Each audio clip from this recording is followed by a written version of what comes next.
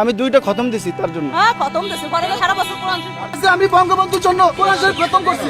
গতকাল ছিল শেখ মুজিবুর রহমানের 50তম মৃত্যুবার্ষিকী। 1975 সালের এই দিনে সপরিবারে হত্যা করা হয় এই নেতাকে। প্রতিবারের মতো এবারও সামাজিক যোগাযোগ মাধ্যমে শোক বার্তা জানান অনেকে। এর মধ্যে বেশি সরব ছিলেন শোবিজ অঙ্গনের তারকারাও। যে তালিকায় রয়েছেন শাকিব খান, জয়া আহসান সহ একাধিক জনপ্রিয় তারকা। তবে দিন শেষে সেই পোস্টগুলোকে ঘিরে অনলাইনে ছড়িয়ে পড়ে নির্দিষ্ট কিছু তারকাকে নাকি বঙ্গবন্ধুকে নিয়ে পোস্ট দেওয়ার জন্য অর্থ দেওয়া হয়েছে। অনেকে এটি বিশ্বাস করতে শুরু করেন যখন একটি কথিত ব্যাংক স্টেটমেন্টের ছবি ভাইরাল হয়। তবে দেশের ফ্যাক্ট চেকিং সংস্থাগুলো বলছে এই স্টেটমেন্টটি ভুয়া। ছড়িয়ে পড়া ব্যাংক স্টেটমেন্টে দেখা যায় অভিনেত্রী মেহের আফরোজ শাওন তার কথিত স্ট্যান্ডার্ড চার্টার্ড ব্যাংক অ্যাকাউন্ট থেকে 9 জন ব্যক্তিকে গত 13 থেকে 14 আগস্টের মধ্যে 20,000 টাকা করে পাঠিয়েছেন। 3টি অ্যাকাউন্টে 400 টাকা বেশি পাঠানোর কথা উল্লেখ দেখা যাচ্ছে। অনেকে এই কপির ছবি শেয়ার করে দাবি করেছেন 15 আগস্ট উপলক্ষে শেখ মুজিবকে ঘিরে পোস্ট দেওয়ার জন্য এই অর্থ পাঠানো হয়েছে।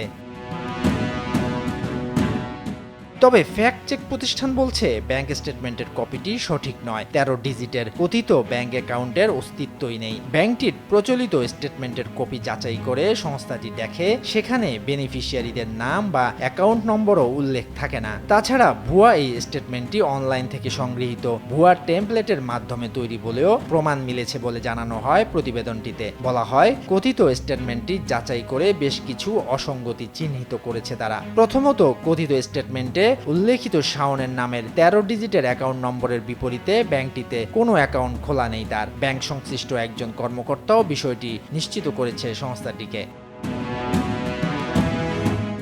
দ্বিতীয়ত, স্টেটমেন্টটি ঢাকা থেকে পাঠানো, অর্থাৎ বেনিফিশিয়ারি অ্যাকাউন্টের নামও উল্লেখ দেখা গেছে। এমনকি ব্র্যাকেটে তাদের একাধিক নামও উল্লেখ রয়েছে, যা কিছুটা অস্বাভাবিক। তবে ব্যাংকটির প্রচলিত স্টেটমেন্টের কপিগুলোতে বেনিফিশিয়ারি অ্যাকাউন্টের নাম বা অ্যাকাউন্ট নম্বর উল্লেখ থাকে না। তৃতীয়ত, অনলাইনে একই টেমপ্লেটের ওপর বিভিন্ন ব্যাংকের লোগো বসিয়ে স্টেটমেন্ট বানানোর নজির রয়েছে। এই স্টেটমেন্টের কপিটিও তেমনই একটি ভুয়া টেমপ্লেটের ওপর বসিয়ে তৈরি করা হয়েছে বলে প্রমাণ পেয়েছে সংস্থাটি। তাদের মূল্যায়ন অনুযায়ী কথিত ব্যাংক স্টেটমেন্টটি সম্পূর্ণ ভুয়া এবং উদ্দেশ্যমূলকভাবে গুজব ছড়ানোর জন্য তৈরি করা হয়েছে।